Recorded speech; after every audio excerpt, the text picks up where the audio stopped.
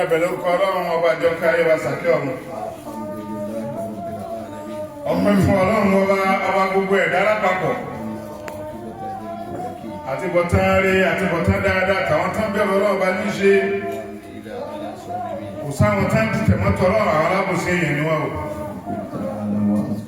ìdúpẹ́ fọlọ́run ọba náà ọba lè kí ọlá ìsinsẹ́yìn fún. ìwà wa rẹ̀ sí lọ́dọ̀ rẹ̀. mo wá sáàdì ọlọ́run bá níbi ìròyìnrò ìbú tí ń bẹ lẹ́mìí ọmọ àlẹ́bí àádámà tí mo sẹ́kú jáde lọ́wọ́ rẹ̀. ẹni tọ́lọ̀ bá fọ́nà bò náà ní fi mọ̀nà. ẹni tó bá yìí ti sọ ọ̀dùnkùsọ ẹ̀ títí mọ̀nà wọn lẹ́yìn ọlọ́run. mo sì jẹ́ ìgbé kò sọ́ba àkàlẹ́ ọba tí ń jẹ́ ọlọ́run ọba tí olórogún ni ọba tó lọ́lá ọba tó lọ́pẹ́ ni ọba tí ń kàní tí yé ni òun náà lọ́ba tó lágbá lórí gbogbo kan. mo wá ṣe jẹ́ nípa aṣọ́jú àníbà Muhammad ẹ̀rọ ọlọ́wọ́ bá ní ṣòjíṣẹ́ rẹ̀ ní aṣọ́jú àwọn ẹni alákọ̀ọ́kọ́ àtàwọn tí ó káyìn ní aṣọ́jú gbogbo àwọn àníbì ọlọ́wọ́ àtàwọn aníṣẹ́ ni wọ́n ní ọlọ́mọ́sà bá ṣe ké bá ṣe ké bá sí fáwọn ará àtàwọn sàhábà rẹ̀ العاملين وعلى آله وصحبه وتابعين لهم بإحسان àti gbogbo àwọn tó fi dáadáa tẹ̀lé nípa nípa Muhammad tó fi dúró ẹ̀sán lẹ́yìn wá gbà náà ẹ̀yà oṣù ọlọ́run. بعد أيام قليلة bá ní láàrin bí ọjọ́ díẹ̀ nísìnyí sásìkò tá a wà yìí. زلنا لعيد الأضحى ọdún tá à ń pè ní ọdún iléyá ká máa lọ lé iléyá ni ó ti dé bá wa yóò dé bá wa. أدراك ما آثاره kí làwọn ń pè ní ọdún tá a palẹ̀ mọ́ rẹ̀ yìí kí ni bóòlù ti mọ̀ ẹ́ sí. إنه سنة الجليلين الشريفين wọ́n ní súnà ta ni àwọn ẹni ńlá kan ní tọ́lọ̀ bá tọwọ́ wọn tó dálẹ̀. سنة سيدنا إبراهيم الجليل عليه السلام òun náà ni súnà bàbá ńlá wa nígbà Ibrahim kí ọlọ́kùn mọ́ bá wò.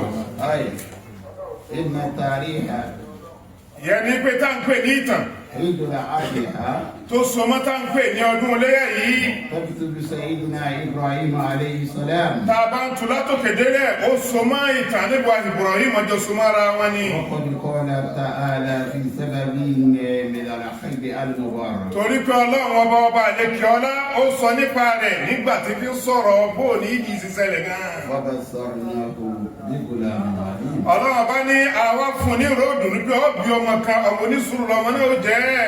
ولما بلغ معه سحيا ọlọ́run ọba nígbà tí ọmọ náà wá dàgbà tó tó bàbá pé ẹ káàbọ̀ dáàdì ẹ kúlé. قال يا بني ìwà ń sọ fún ọmọ rẹ̀ ńjọ́ náà. إن أرى في المنام أن أتبعك ìpèrè ọmọ mi mo rí lójú oorun mọ́júmọ́ yìí pé mo fi ọ̀bẹ du ọlọ́run. فانظر ما سترى àlá tí mo láì kí ló rí sí ìwọ ọmọ mi. قال يا أبت ìwà ń sọ pé rẹ bàbá mi افعل ما تؤمر gbogbo tí wọ́n bá kọ́ lásẹ̀ ni kó o ṣe.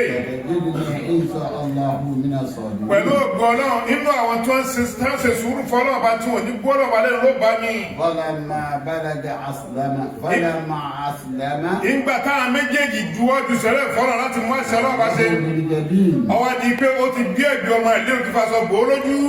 ونادى ọlọ́ọ̀bá ní àwa ń pè.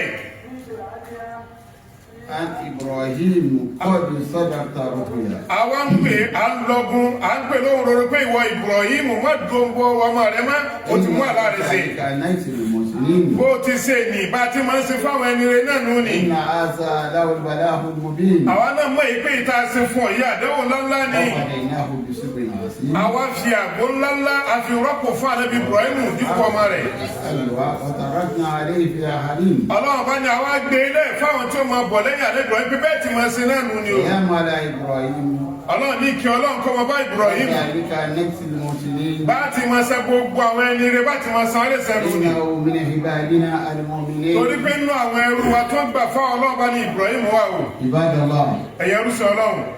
وراس الإسلام ẹ̀yin tẹ́ ń sọ sílámù tẹ́ ẹ̀fẹ́ kó bàjẹ́. أما الحجة العادية wá ní tá à ń pè ní ìdílé adíyá yìí tá à palẹ̀ máa rẹ̀ sẹ́. الجليلين معناها علي إبراهيم عليه السلام wọ́n ní ìtumọ̀ rẹ̀ òun náà láti gbọ́ látọ̀dọ̀ ànábì wa Ibrahim ní ìtò dálẹ̀ ìtò ṣe sábàbí rẹ̀ nù ni. والدليل الثاني وسيدنا محمد صلى الله عليه وسلم.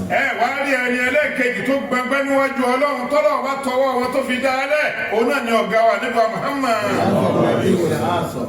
rí ànábì wa Muhammad nílànà. والذي بين الأمة الإسلامية.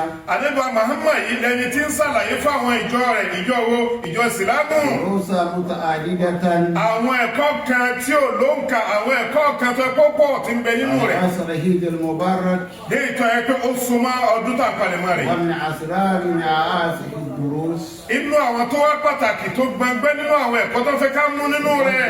محبة الله على محبة الغير. ọ̀nà ní pé ìfẹ́ ọlọ́ọ̀ba jẹ́ kó jogún lọ́kàn rẹ̀ jẹ́ kó jọba lọ́kàn rẹ̀ má nífẹ̀ẹ́ lómi jọ ọlọ́ọ̀ba rẹ̀ lọ́mọ. قال تعالى. gbọ́gbọ́ ọlọ́ọ̀ba rẹ̀ ti rí o. ومن الناس. ọlọ́ọ̀ba ni tó jọ lójú bẹ́ẹ̀ ní àwọn èèyàn. من دون الله أعدادا. tọ́ ẹ pé wọ́n máa mú ẹlòmíì lórogún lẹ́yìn mi ọlọ́run. إنه كأوب الله. wọ́n wàá sọ ìfẹ́ rẹ̀ di ìfẹ́ mi ọlọ́run ọba. الذين آمنوا. àmọ́ حب لله. àmọ́ ọ̀tọ̀ kí wọ́n gbà fí mi ọlọ́run àti wọ́n nígbàgbọ́ nínú mi ìfẹ́ tèmi ní máa ń pàtàkì lẹ́mọ̀jú tèmi. أيها المسلمين. mùsùlùmí òdodo. ووراث الإسلام. ẹ̀yin tẹ́ ẹ sọ ìsìlámù. وتدرون أن المحبة هذه هي الوسيلة إلى ترفع درجات الإنسان أمام الله. wọ́n ní kí a mọ̀ ní àbámà ipe ká nífẹ̀ẹ́ ọlọ́run ọba ìkó jogún lẹ́mìí wa òun náà ni máa ń gbé kó ọmọ ènìyàn ga níwájú ọlọ́run ó pàtàkì níwájú ọlọ́run ni. يقول سبحانه. torí pé ọlọ́run wà ní kẹrà lórí bẹ́ẹ̀. ومن أحسن دينا. ọlọ́run bá ní ta ní fi ń ṣe ẹ̀sìn mi yìí tí fi ń dá tó. ممن أسلم وجهه لله. fún ẹni tẹ́ pé ó sọ̀rẹ́ńdà fíìmù ọlọ́run ó kọ́kọ́ di mùsùlùmí ó sọ̀rẹ́ńdà fíìmù ọlọ́run. وهو مسلم. ọtí wá ń fi dáadáa kún fíìmù ọlọ́run. واتبع ملة إبراهيم حنيفا. kò wá ti ṣe dáadáa lásán ó tẹ̀lé nípa nípa Ibrahim tó là kalẹ̀. وأعطى الله إبراهيم حنيفا. ìtàbí sọ bẹ́ẹ̀ ní pé kò sẹ́ni tí Ibrahim nífẹ̀ẹ́ kò sẹ́ni tó mú lọ́rọ̀ rẹ̀ kò sẹ́ni tó mú lólùfẹ́ rẹ̀ ìmí ọlọ́run bá ní tó bá ti ń tẹ̀lé Ibrahim ọmọ ìpè ìní ọlọ́run bá náà ló nífẹ̀ẹ́. لقد بين نبينا محمد صلى الله عليه وسلم. bẹ́ẹ̀ sì ni alayé lọ́run àdébà Muhammad tí ìdákẹ́ ti ń sàlàyé fún wa o. أهمية المحبة الإلهية. ipe pàtàkì tí ń bẹnu kéèyàn máa bẹ̀rù kéèyàn onífẹ̀ẹ́ ọlọ́run ọba àlekẹ́ ọlá tó dá wa yìí. الذين يكتبونها في مكان ليس فيه. látara tí fi ń sàlàyé fún wa pé àwọn kan bẹ nínú yóò tán wọ́ ọlọ́run ọba sáyé ibi tí ẹ̀kún wá sí ni. وقال في حديث الشريف. torí àdébà Muhammad ó wí nínú ọ̀rọ̀ rẹ̀ kan agbọ̀yìn dáadáa. ثلاث. ànábì ní àwọn mẹ́ta kan. من كنا فيه. ipe gbogbo ẹni tí bá ń bẹ́ẹ̀ tí nǹkan náà ń bẹ lára rẹ̀. وجد بأن الحلاوة الإيمان. irú ẹni bẹ́ẹ̀ tẹ́ ẹ bá tún gbogbo ẹ̀mí ẹ̀ látòkè délẹ̀ kò sí tẹ́ bá bẹ́ẹ̀ ìgbàgbé ọlọ́run bá ní máa bẹ nínú rẹ̀. أن يكون الله ورسوله أحب إليه مما سواه. òun náà ní pé alákọ̀ọ́kọ́ irú ẹni bẹ́ẹ̀ tá a bá tún ẹ̀mí rẹ̀ ọlọ́run ọba ló nífẹ̀ẹ́ ànábì ló nífẹ̀ẹ́ kò tí nífẹ̀ẹ́ lómi má tó tó fi ọlọ́run àti fẹ́ àdìgbà Muhammad. وأن يحب المرء لمحبة إلا لله. wọ́n ní tàbá tí wàá túrú ẹ̀mí bẹ́ẹ̀ tó ti nífẹ̀ẹ́ nìkan àbáwá tó ti ń bẹ́ ń kalẹ̀ rẹ̀ torí ọlọ́run ọba náà ló fi nífẹ̀ẹ́ rẹ̀ ó di méjì nù ni. وأن يكره أن يخوض في الكفر كما يكره أن يخوض يعني أن يتصف الإيمان. bẹ́ẹ̀ sì ni irú ẹni bẹ́ẹ̀ yóò ti ní. يتصف النار. yóò ti nífẹ̀ẹ́ fún ọmọ ìyá rẹ̀ ipe irú ẹni tó jẹ́ mùsùlùmí ọmọ ìyá mi ìnífẹ́ kó di kèfèrí lẹ́yìn tó kọ̀tọ̀ lọ́hùn ó ìfìlẹ̀ kọ́ lọ́hùn kó sọ sínú náà ẹni tí nǹkan mẹ́ta bá ń bẹ̀lẹ́ mi rẹ̀ irú ẹni bẹ́ẹ̀ gbàgbọ́ ń bẹ̀lẹ́ mi rẹ̀ ní. عباد الله. ẹ̀yà rúṣẹ́ ọlọ́run. إن لمحبة الله. ẹ̀rí máa nífẹ̀ẹ́ ọlọ́run. هي غاية العظمى. òun náà ní nǹkan tó pàtàkì tó ga jù. إن لمحبة الله. ẹ̀rí máa nífẹ̀ẹ́ ọlọ́run. هي الدافع الأساسي للعمل الصالح وبلوغ رضا العالم. òun náà ní nǹkan alákọ̀ọ́kọ́ tí máa ń tini pé kéèyàn ó máa ṣiṣẹ́ rẹ̀ torí tó bá ti nífẹ̀ẹ́ ọlọ́run yóò pọ̀ láṣẹ rẹ̀ ni ẹni tó bá tó wá nífẹ̀ẹ́ rẹ̀ ní tó bá pọ̀ láṣẹ rẹ̀ máa ṣe bẹ́ẹ̀ sì ni yóò jẹ́ kó rí ọ̀nà ọlọ́run ọba ní. إن لمحبة الله. ẹ̀rí máa nífẹ̀ẹ́ ọlọ́run ọba lékè ọlá yìí. كان الإنسان المسلم يراقب الله في سيره وعلانه. ẹ̀rí pé irú ẹni bẹ́ẹ̀ yóò máa ṣàkíyèsí òfin ọlọ́run bí tí ń ṣàkíyèsí ẹ̀ ní gbangba bẹ́ẹ̀ náà ni mo ṣàkíyèsí ẹ̀ ní kọ̀rọ̀ ìpè kí lọ́lọ́run bá wí kí ló ní ṣe kí ló ní má ṣe. إن معرفة الله يورث معرفة الله وتقواه. irú kéèyàn máa nífẹ̀ẹ́ Ọlọ́run Ọba ṣe kò sí tó jogún fún ọ máa bẹ̀rù Ọlọ́run Ọba bó ti ń bẹ̀rù rẹ̀ lójú èèyàn ló sì máa bẹ̀rù ẹ̀ ní kọ̀rọ̀. معرفة الله أولا. alákọ̀ọ́kọ́ ọ máa sọ Ọlọ́run Ọba. وتقواه في نفس الأمر. bẹ́ẹ̀ sì ni ó sì máa bẹ̀rù rẹ̀ nínú ẹ̀mí rẹ̀ lọ́rùn. ولا عاص. lórí báyìí. يعز الله تبارك وتعالى جميع المسلمين. lọ́jọ́ kí Ọlọ́run Ọba àlekí ọlá kọ́ máa ṣe gbogbo mùsùlùmí tí ń ṣe wá lójú kòkòrò tí ń ṣe wá lákì. pàtàkì jùlọ. في خمر آصل عيد المبارك. nípa nǹkan tó so mọ́ ọdún tá à ń palẹ̀ mọ́ rẹ̀ yẹ gbọ́ntọ́lọ́wọ́ bá wí fún wa. والبلدان. Ọlọ́run bá ní ẹ̀rọ àwọn ẹran tá a ní kẹ́ palẹ̀. جعلنا لكم من شعائر الله. Ọlọ́run bá ní agbé kalẹ̀ fún yín nínú àmì mi Ọlọ́run bá lórí ilẹ̀ ẹlẹ́ni. فيها خير. Ọlọ́run bá ní orí ń bẹ́ẹ̀ bẹ́ẹ̀ fún yín o. فاذكروه يعني اسم الله wọ́n ní عليها. tẹ́ bá ní fẹ́ pa ẹran wọ́n ní ẹ máa dárúkọ Ọlọ́run bá sí ni. صوافا. nígbà tá a bá ń bẹ lórí ìdúró tẹ̀tù wọ́n ní sáfúsáfù ni. فإذا وجبت جنوبها. ọba ti pẹ́ tí wọ́n pa wọ́n tẹ́tọ́ ti fẹ̀gbẹ́ nílẹ̀ tẹ́ ti yanjú wọn. وكل منها Ọlọ́run bá ní ẹ̀yin náà mú bẹ́ẹ̀ jẹ́.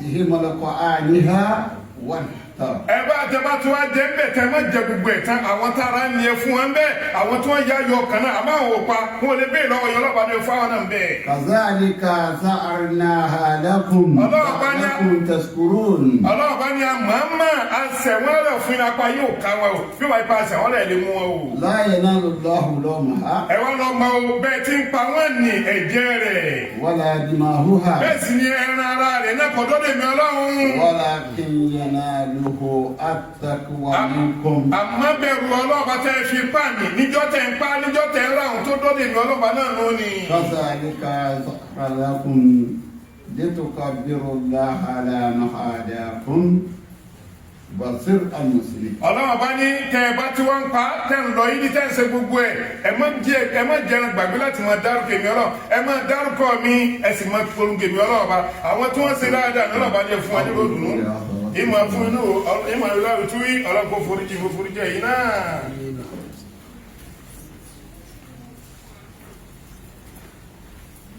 alhamdulillahi rabbil alamin. ọpẹ́ fún Ọlọ́run ọba gbogbo ẹ̀dá lápapọ̀. والسلام على رسول الله النبي الأمين وعلى آله وصحبه أجمعين. ìkẹ́ Ọlọ́run kó máa bá nípa Muhammad àti gbogbo àṣà bẹ̀rẹ̀ ẹ̀yẹ rúṣọ Ọlọ́run. من الدروس التي جاء بها عيد الأضحى ẹ̀rí nínú àwọn ẹ̀kọ́ tó ẹ pé ìdílé adíyá tó mú wá bá wa.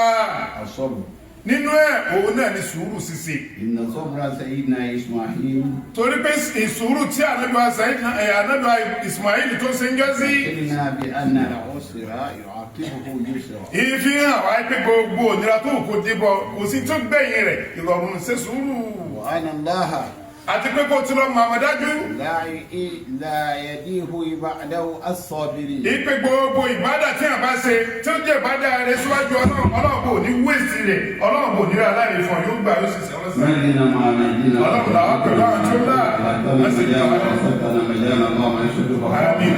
شهادة في كفايتنا. فعني تتونا بسنها. وتقول الموت وعطل الموت. سامعني بعد الله. جاءت على صراط Bàbá kò lórí ọ̀pá sàrátì يا àti سبب والإنسان كان يالك الموت ويسامي. Bàbá tó dá ẹ̀kọ́ wá tó kú tá à ń gbé. Ọlọ́run jẹ́ kẹ́lú ogun kan lọ́pọ̀ lọ́pọ̀ láyé láti sí wàhálà bẹ́ẹ̀.